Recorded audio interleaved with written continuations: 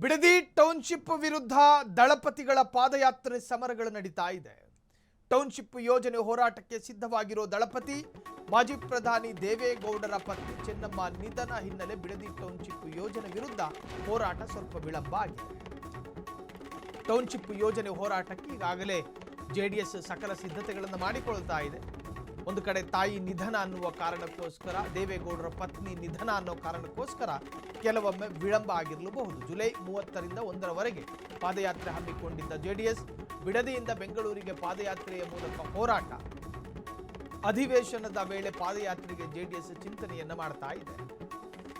ಸದನದ ಒಳಗೂ ಹೊರಗೂ ಹೋರಾಟಕ್ಕೆ ಜೆಡಿಎಸ್ ಕಹಳೆ.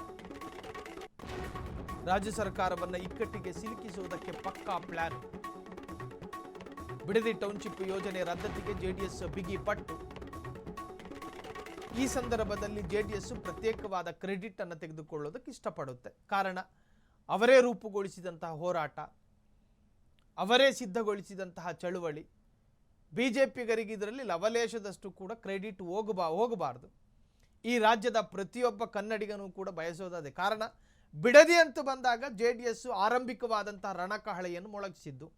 ಯಾರು ಕೇಸರಿ ಶಾಲ ಹಾಕ್ಕೊಂಡು ಬಿಡದಿ ಹೋಗಿರಲಿಲ್ಲ, ಹಸಿರು ಶಾಲ ಹಾಕ್ಕೊಂಡು ಹೋಗಿದ್ದೆ ಕುಮಾರಸ್ವಾಮಿ. ಇದು ಅಲಿಖಿತವಾದಂತಹ ಸತ್ಯ. ಈ ಸಂದರ್ಭದಲ್ಲಿ ಮಳೆಗಾಲದ ಅಧಿವೇಶನದ ಹೊತ್ತಿನಲ್ಲಿ ಜೆಡಿಎಸ್ ಮತ್ತಷ್ಟು ಇದರ ತೀವ್ರತೆಯನ್ನು ಹೆಚ್ಚು ಮಾಡೋ ಸಾಧ್ಯತೆಗಳಿದ್ದಾವೆ.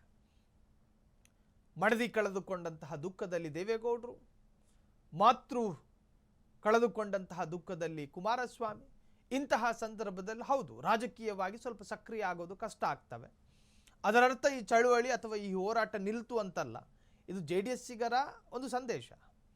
ವಿಳಂಬ ಆದರೂ ಕೂಡ ಮತ್ತಷ್ಟು ತೀವ್ರತೆಯಿಂದಲೇ ಈ ಹೋರಾಟ ಪ್ರಾರಂಭ ಆಗುತ್ತೆ. ಈ ಹೋರಾಟದ ರೂಪ ಹೇಗಿರುತ್ತೆ ಅಂತ ಕೇಳಿದ್ರೆ, ಬಿಡದಿಯಿಂದ ಬೆಂಗಳೂರುವರೆಗೂ ಪಾದಯಾತ್ರೆ ಇರ್ತವೆ. ಆ ಪಾದಯಾತ್ರೆಯ ವಿರುದ್ಧ ಆಡಳಿತಾರೂಢ ಕಾಂಗ್ರೆಸ್ ವಿರುದ್ಧದ ಘೋಷಣೆಗಳಿರ್ತವೆ, ಪ್ಲೆಕಾರ್ಡ್ಗಳ ಪ್ರದರ್ಶನಗಳಾಗ್ತವೆ, ರೈತರ ಬೀದಿ ನಾಟಕಗಳಿರ್ತವೆ, ರೈತರ ಪಾದಯಾತ್ರೆಗಳಿರ್ತವೆ. ಬಿಡದಿಯಿಂದ ಬೆಂಗಳೂರು ಬರುವಷ್ಟರಲ್ಲಿ ಎಷ್ಟೆಷ್ಟು ಗ್ರಾಮಗಳು, ಎಷ್ಟೆಷ್ಟು ಜಂಕ್ಷನ್ಗಳು ಸಿಗ್ತಾವೋ ಆ ಜಂಕ್ಷನ್ಗಳಲ್ಲಿ ನಿಂತು 5 ನಿಮಿಷದ ಭಾಷಣಗಳಿರ್ತವೆ. ಈ ಬಿಡದಿ ಟೌನ್ಶಿಪ್ ಬಂದರೆ ಏನಾದೀತು, ಬಿಡದಿಯ ಹಾಳು, ಬಿಡದಿಯ ಸಾಧಕ ಬಾಧಕ, ಆ ಬಗ್ಗೆಯೂ ಕೂಡ ದಾರಿ ಉದ್ದಕ್ಕೂ ಮಾತುಕತೆ, ಚರ್ಚೆ, ಮಂಥನ, ಚಿಂತನೆಗಳಾಗ್ತವೆ.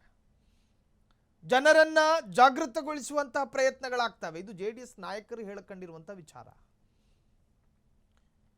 ಜುಲೈ 30ರಿಂದ 1ರವರೆಗೆ, ಅಂದರೆ ನಾಡಿದ್ದು 30ನೇ ತಾರೀಕಿನಿಂದ 1ರವರೆಗೂ ಕೂಡ ಈ ಪಾದಯಾತ್ರೆಗಳು ಮುಂದುವರಿಯುತ್ತೆ ಅನ್ನೋ ಮಾಹಿತಿ ಇದೆ.